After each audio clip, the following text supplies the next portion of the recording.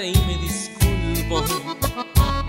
No consigo despejar este dolor, que te extraño y me hace falta tu presencia, tus reclamos a mis faltas también.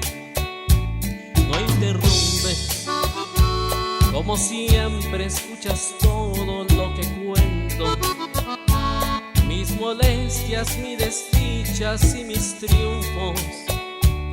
Te consulto y no contestas nada, nada. Como extraño escucharte una vez más. Quisiera volver en el tiempo y revivir felices días, reír una vez más juntos los dos, sin perder detalle de todos tus gestos. Quisiera volver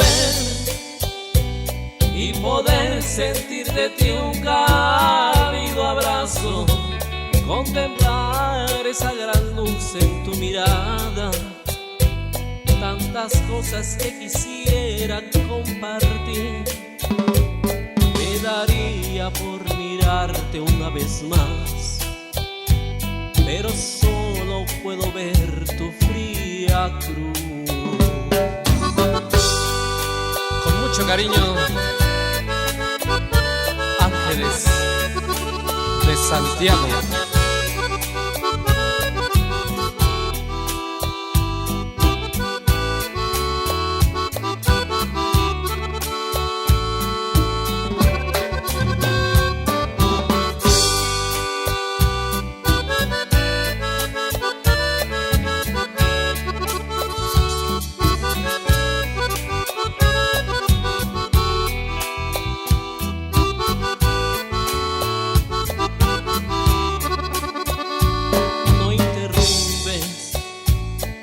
Siempre escuchas todo lo que cuento, mis molestias, mis desdichas y mis triunfos.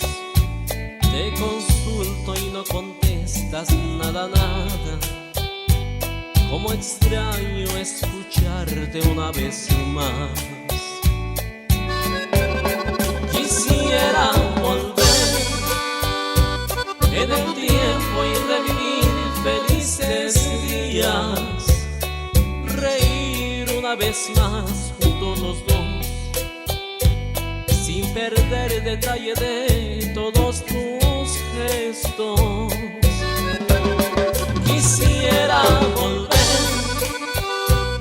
y poder sentir de ti un cálido abrazo, contemplar esa gran luz en tu mirada, tantas cosas que quisiera compartir.